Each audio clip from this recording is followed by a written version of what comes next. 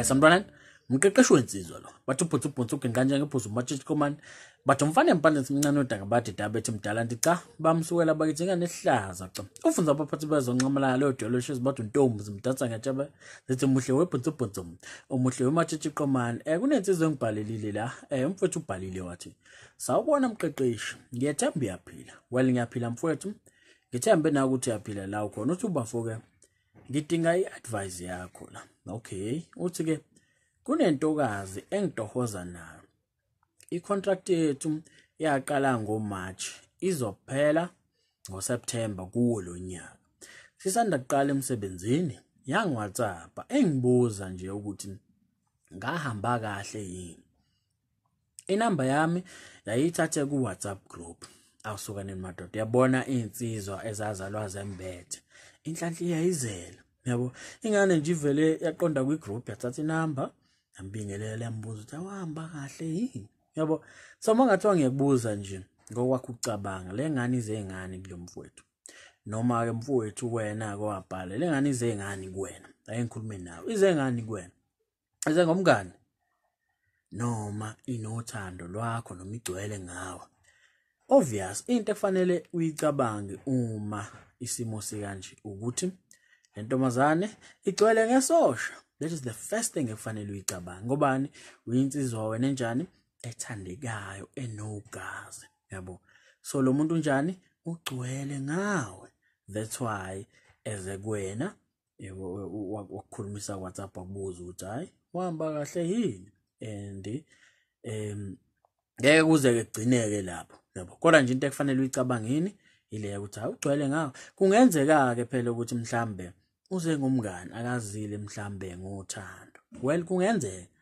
but njoba ngisho ukuthi wena njoba uyinsizwe ethandekayo nogazi the first thing nje intombazane mangabe kufana noma ikubuka thothi igqolozele njengana abantu ayi nawe mawugqolozela mhlambe ke igcinisa ishalaza hayi nawe uthi ukuzibisa mawuthi uyabuya futhi nakhona isaqgqolozela futhi iyakubuka lo muntu usuke njani suke kufuna so kufanele ucabange kanjalo ukuthi uyangifuna lo yebo kune possibility yokuthi ayi mhlamba akafuni ngenzeka uyakufanisa wara but the first thing fanele ucabange ukuthi uyangifuna ngoba uyisipho wena uyisipho nesibaluleke kakhulu ungakuboni lokho kuwena indaba yakhe kodwa nje kufanele ukwazi nekufanele ukwamukela uyathanda uthandi uyisipho wena uthi mfowethu ke kwesinye isikhathi iyake ithi angoyitshelo uma ngizohamba ngezinyawo khona sizohambisana sisuka sizixoxela kodwa ngikaze ngayitshela ukuthi ngigcwele ngawo isikhathi esiningi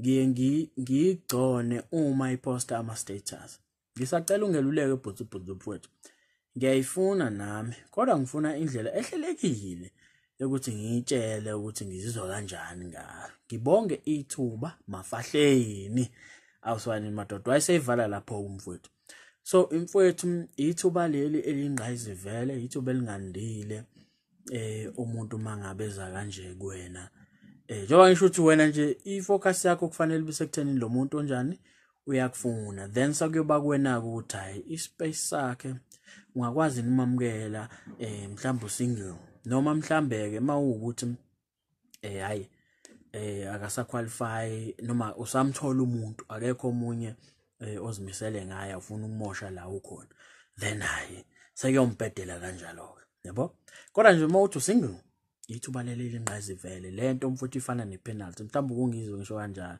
ukuthi kuwena le ipenalty nakhona ipenalty ke as much as ilula at the same time inzima ngoba kusangenzeka uyishaya phezulu sangenzeka uyishaya eceleni sangenzeka kugeza ukhipha sangenzeka futhi wenze njani faye phakathi nethi konke kulele kubani kulele kuwena so ke mfowethu ke isicelo sami la kuwena is very simple into ekuzofanele uyenze ilula kakhulu ngobani lo muntu usebenze naye kodwa ke enginethemba lako noma okungangijabulisa ukuthi kungabe ukuthi lo muntu unisebenza naye nje njengoba uchaza mhlambe ofisini elilodwa nibonana mhlambe niphethe umphathi oyedwa nihlala ndawonye because leyo nto idala idrama emsebenzini eningagcina senze izinto ziba worse yabo so ngakuhle mawukuthi mhlambe nisebenza naye kwikhampani eyodwa kodwa mhlambe nihlukene ngama floors then kuhleke lokho ngoba makwenzeka for isikhathi la khona ungasayamisela ukuthi umbone nje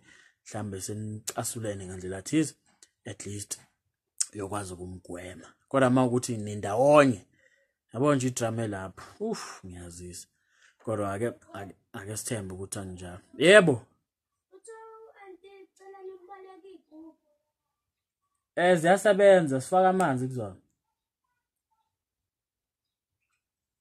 ngixolise ngalokho khona umuntu ongiphazamisayo so njoba ngisho ke mfowethu ukuthi into kuzofanele uyenze wena la ukuthi ngoba konke kulele kuwena hlela naye usuku yazi ubovela uthini ngoba usebenza naye ubovela uthi nje mangabe usumbona face to face umtshela ukuthi mhlambe nithi uxoxa nje nibingelelane noma nixoxa nje njengenjwayelo then bese uyamtshela ukuthi hayi ngiyakujabulela phela ukubona mangabe siphuma la emsebenzini yazi ngiyakuthembisa ukuthi ngeke ngize ngikubambezele simple kanjalo ngakujabulela ukuthi ngikubone mangabe siphuma ngiyakuthembisa ngeke ngize ngikubambezele then ke njoba ngeke ngisho ngithi intombazane mangabe igcwele ngawe yenze njani ikumitha halfway iyakusiza ngoba nayo izimisele ngawe then ikwenzela izinto zibe lula izovuma uma ukuthi mhlambe maniphuma emsebenzini ngalolo suku mhlambe yazi ukuthi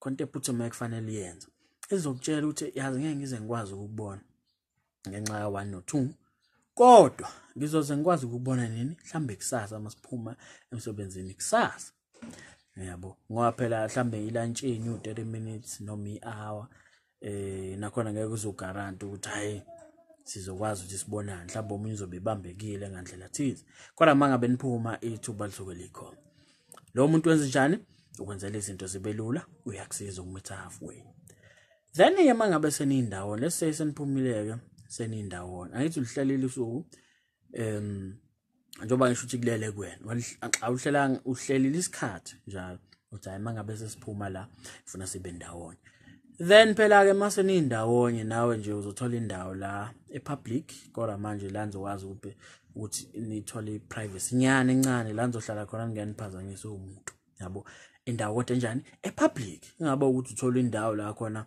ecashile kuze kube ngathi mhlawumbe uthola iroom amfake eroomini ethize ngoba leyo nto izodala sengathi hayi wena ufuna ukulala nayo yabo uzothola leso sithombe kanti vele isona leso sithombe kodwa kufanele sithole manje yabo then ethola nje indawo epublic kodwa manje nizokwazi ukuthi privacy yenu ibe khona yabo ungabe ukuthi khona nje abantu bayanibuka ngikwazi ngisho ukukhuluma banilalela akube nje indawo epublic but enizokwazi ukuthi nibe nani iprivacy nikhulume kahle yabo then ke kube ukuthi masenindawonye ungampintshele khona ngamagama ube yona njengoba dusho la uthi hayi siyazixoxela nje uqhubeka uxoxe nje nizixoxele kodwa kulokho ukuxoxa kwenu ukhumbule phela kufanele aye kubo nawe uyekini noma uye la uhlala khona la kodwa nje kufanele nihlukane so isikhala sesiningi nizixoxele nje kancane then phakathi kokuxoxa kwenu ke then bese uthi kuyena umbheke emehlweni masukhuluma kanje uthi yazi angazi lento ukuthi uzoyizwa kanjani kodwa ke nje mangikhuluma iqiniso nje yabona ngiyayithanda indlela odalwe ngayo yabona wena uyintombazane ekhombisa ukuthi iyazithanda yabo and mangabe yenza into noma nje mangabe ifuna into ayifihli yakhombisa ukuthi into ethize iyayifuna yabo and uyazithanda and uzimisele nje nangendlela oziphatha ngayo ukhombisa konchayi umuntu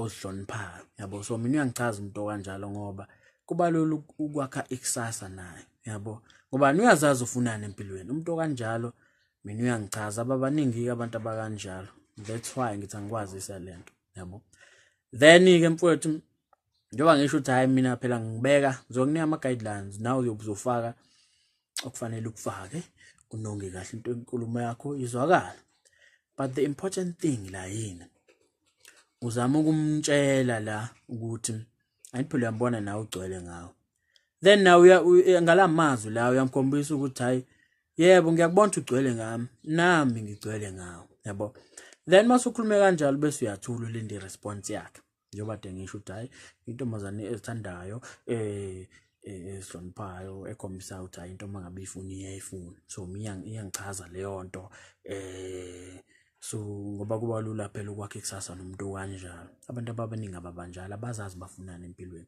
yabo. Then bese yathula ulinde response yakhe. I-response akufanele akunike yona ukuthi nje abonge. Iyona engiyi-expectile mina. Ukuthi ayabonga ngiyabonga-ke yazi wara yabo kodwa ukubonga i-response azoyithola.